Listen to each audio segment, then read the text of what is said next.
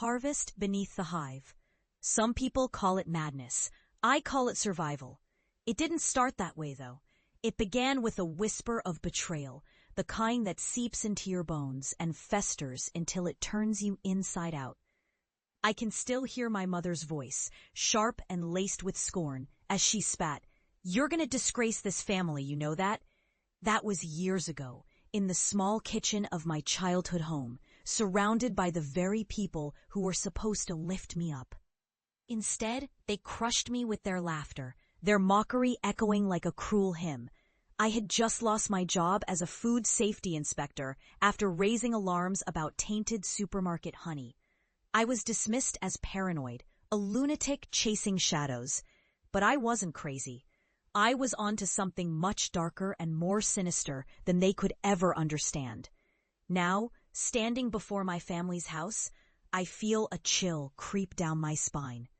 It's been years since I've set foot here. I've transformed from the disgraced outcast they laughed at into a figure of dread, a bearer of truths they feared to acknowledge. I've spent years combing through underground beekeeping operations, mapping territories where human consciousness and insect instincts intertwine. I've unraveled threads of apicultural psychotoxins, substances that warp perception and twist reality. And I've survived to tell the tale.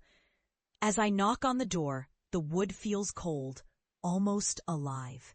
As if it remembers the last time I was here. The door creaks open, and my younger brother Tim stands there, his eyes widening in disbelief. "What do you want?" he hisses, his voice low and tense. "Can I come in?" I ask, keeping my tone steady. He hesitates, glancing back into the dimly lit house as if he fears what lies within. Eventually, he steps aside, allowing me to enter. The air is thick with tension, like a storm brewing just out of sight. My family gathers in the living room, and I can see the expressions shift from shock to contempt. They never expected me to come back. "Look who it is," my father sneers, arms crossed tightly over his chest. "The crazy bee lady. What's next? A documentary on how you're the queen of the hive?"